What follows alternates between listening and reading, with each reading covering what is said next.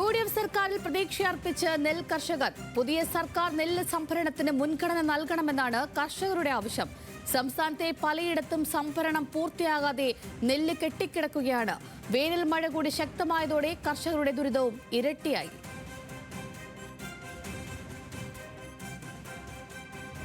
വേനൽമഴ പെയ്തിറങ്ങിയതോടെ പാടശേഖരങ്ങൾ ഒന്നാം വിള കൃഷിക്കായി ഒരുക്കേണ്ട സമയമായിട്ടും കയ്യിൽ കാശില്ലാതെ എന്തു ചെയ്യണമെന്നറിയാത്ത കടുത്ത പ്രതിസന്ധിയിലാണ് നെൽകർഷകർ. രണ്ടാമത്തെ വിളവെടുപ്പ് കഴിഞ്ഞ് സംഭരിച്ച നെല്ലിന്റെ പണം ലഭ്യമാകാത്തതാണ് കർഷകരെ കടക്കണിയിലേക്ക് തള്ളിവിട്ടിരിക്കുന്നത്.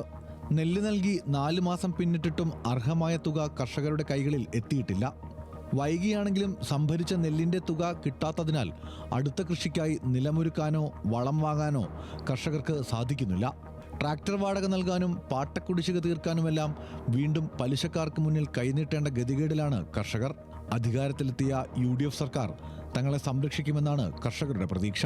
ഇനി വരുന്ന ആളുകളിൽ ഇത് പ്രൊട്ടക്റ്റ് ചെയ്യുന്ന തരത്തിൽ ഒരു ഇടപെടൽ ഉണ്ടാവണമെങ്കിൽ ഇതിന് ഈ കൃഷിക്കാരെ ഈ രംഗത്ത് പിടിച്ചു നിർത്താൻ ആത്മാർത്ഥമായൊരു ശ്രമവും പിന്തുണയും സർക്കാരിൻ്റെ ഭാഗത്തുനിന്ന് ഉണ്ടാവണം.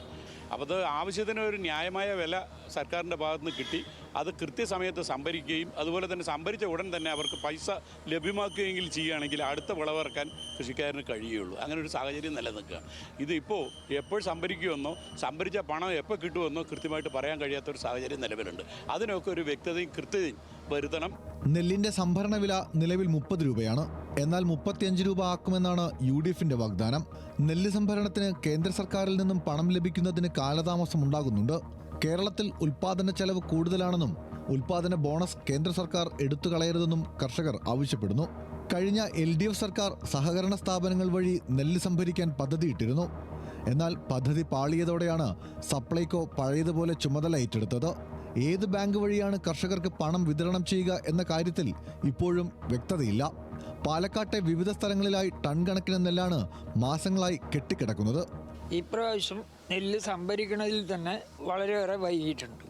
കൊയ്ത്ത് കഴിഞ്ഞ് 15 ദിവസം കഴിഞ്ഞിട്ടാണ് നെല്ല് നോക്കാൻ സപ്ലൈകോൻ്റെ ഉദ്യോഗസ്ഥന്മാർ ഈ വീടുകളിൽ വരുന്നത്. അത് നോക്കിക്കഴിഞ്ഞ് മഞ്ഞച്ചീട്ട് തരും എടുക്കാൻ വേണ്ടിയിട്ട്.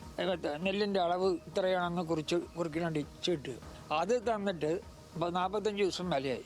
കഴിഞ്ഞ കാലങ്ങളിൽ ഗവൺമെൻറ് പണം തരാനുള്ള ഒരു ബുദ്ധിമുട്ട് കൊണ്ട് പണം തരാൻ വൈകണ ഒരു ഏർപ്പാടുണ്ട്. ഇപ്പോൾ പുതിയ ഗവൺമെൻറ് വന്നപ്പോൾ ഈ പ്രശ്നങ്ങളിൽ സജീവമായി ഇടപെട്ട് ഈ വിഷയം കൃഷിക്കാരുടെ ഇടയിൽ പരിഹരിക്കാൻ വേണ്ടിയുള്ള നടപടി സ്വീകരിക്കുമെന്ന് പ്രതീക്ഷയുണ്ട്. ഭരണ സംവിധാനങ്ങളുടെ ഈ അനാസ്ഥ കർഷകരുടെ പ്രതീക്ഷകളെ തകിടം മറിച്ചു. തെരഞ്ഞെടുപ്പ് കാലത്തെ മെല്ലെപ്പോക്ക് കഴിഞ്ഞ് പുതിയ UDF സർക്കാർ അധികാരമേറിയപ്പോൾ കർഷകർ പ്രതീക്ഷയിലാണ്. കൃഷിവകുപ്പ് കോൺഗ്രസ് തന്നെ ഏറ്റെടുത്തതിലുള്ള സന്തോഷവും അവർക്കുണ്ട്. സച്ചിൻ വെള്ളിക്കാട്, ന്യൂസ് മലയാളം, പാലക്കാട്.